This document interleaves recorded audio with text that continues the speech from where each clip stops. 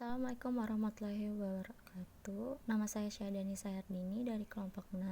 Izin menjelaskan kembali tentang mengidentifikasi dan menjelaskan kerangka tulisan dan jenis tulisan.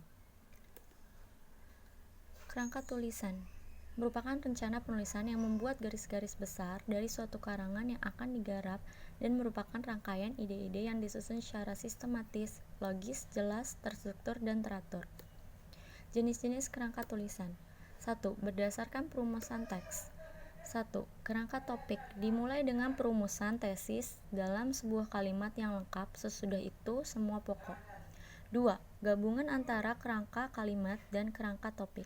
Kerangka karangan yang menggabungkan antara kerangka kalimat dan kerangka topik. Kerangka karangan yang mencakup kalimat berita dan sub-sub bagian maupun pokok-pokok utama dan pokok-pokok bawahan. 3. Berdasarkan perumusan teks, kerangka karangan yang menggabungkan antara kerangka kalimat dan kerangka topik, kerangka karangan yang mencakup kalimat berita dan sub-sub bagian maupun pokok-pokok utama dan pokok-pokok bawahan.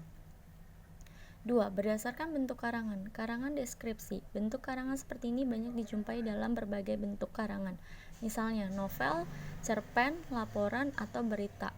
Deskripsi adalah tulisan yang menggambarkan bentuk objek, pengamatan, rupa sifat, rasa atau corak yang melukiskan perasaan.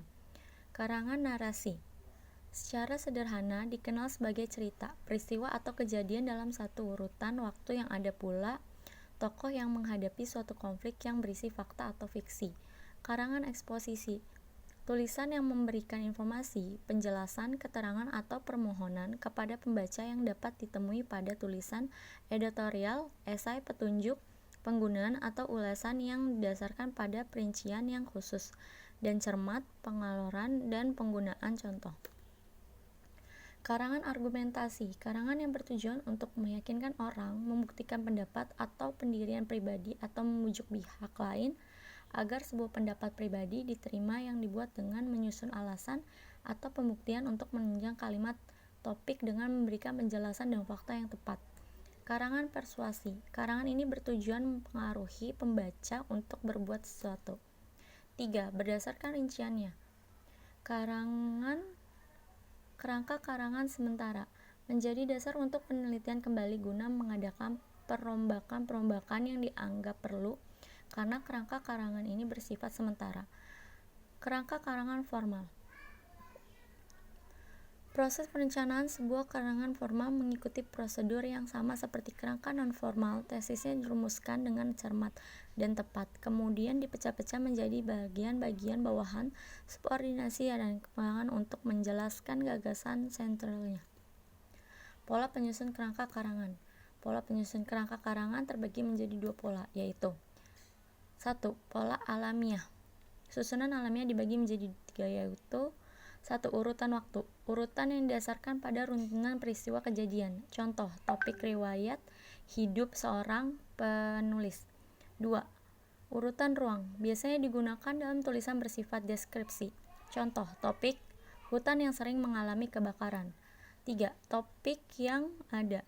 Pola peralihan yang dapat dimasukkan dalam pola alamiah adalah urutan berdasarkan topik yang ada. 2. Pola logis. Macam-macam urutan logis. 1. Urutan klimaks.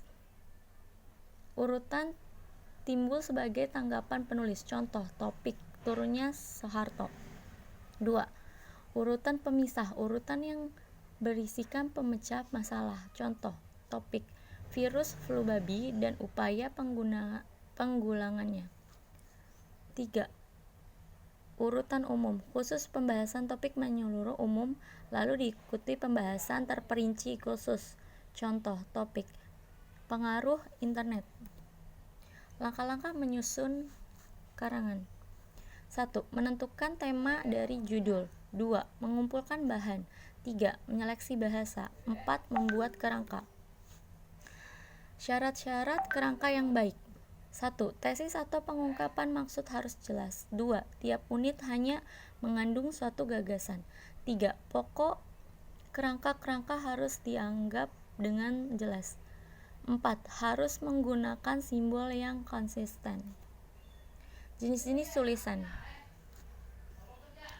1. Narasi. Narasi merupakan bentuk percakapan atau tulisan yang bertujuan menyampaikan atau menceritakan rangkaian peristiwa atau pengalaman manusia berdasarkan perkembangan dari waktu ke waktu. 2. Eksposisi adalah tulisan yang bertulis menjelaskan atau memberikan informasi tentang sesuatu. 3. Deskripsi adalah tulisan yang tujuan memberikan perincian atau detail tentang objek sehingga dapat memberi pengaruh pada sensitivitas dan imajinasi pembaca atau penggambar bagaikan mereka ikut melihat, mendengar, merasakan, atau mengalami langsung objek tersebut. 4. Argumentasi adalah tulisan yang bertujuan meyakinkan atau membujuk pembaca tentang kebenaran pendapat